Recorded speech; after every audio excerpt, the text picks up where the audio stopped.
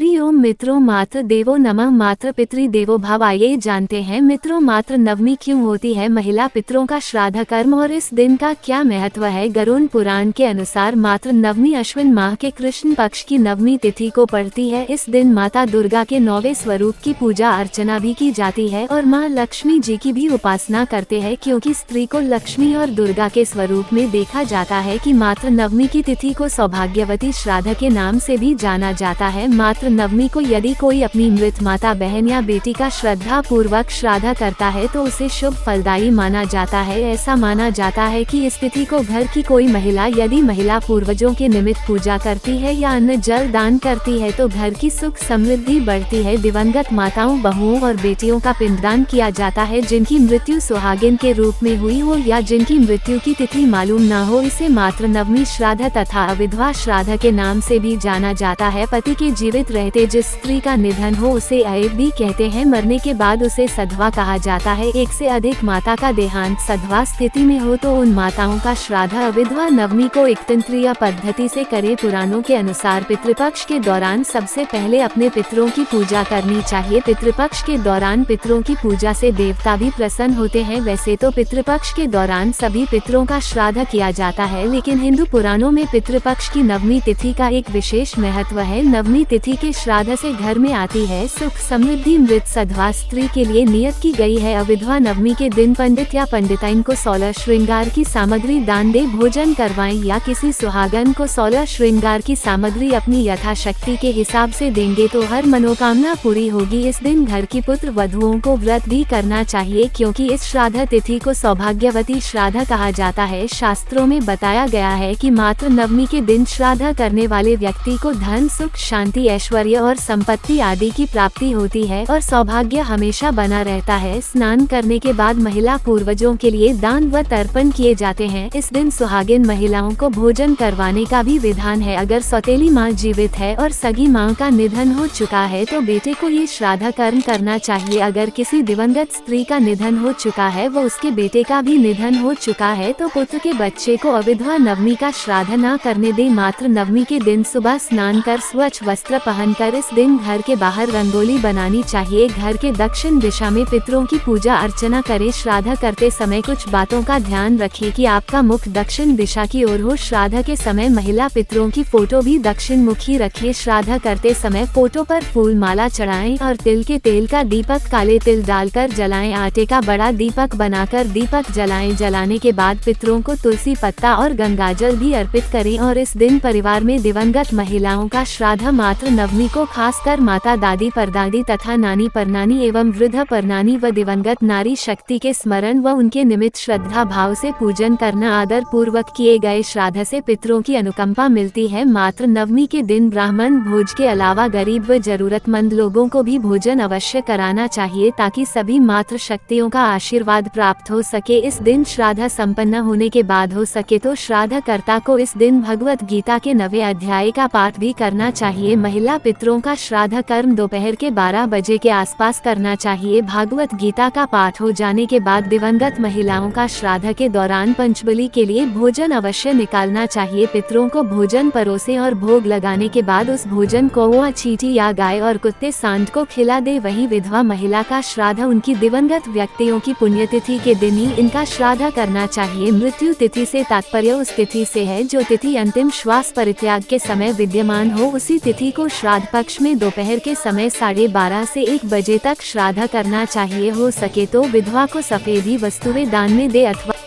बुजुर्गों को सम्मान दे, उन्हें प्रेम दे। यही श्रद्धा ही श्राद्ध है। जीते जी अपने बुजुर्गों को खुश करके आशीर्वाद प्राप्त करना ही असली श्राद्ध है। मित्रों, अगर हमसे कोई त्रुटि हो गई हो तो क्षमा करिएगा। आपने हमारा वीडियो देखा सुना इसके लिए धन्यवाद। हमारे वीडियो आप तक पहुंचते रहे उसके लिए बेल आइकॉन प्रेस करें। आपका दिन शुभ हो यही कामना है मेरी। हरि ओम, जय माता दी। मित्रों।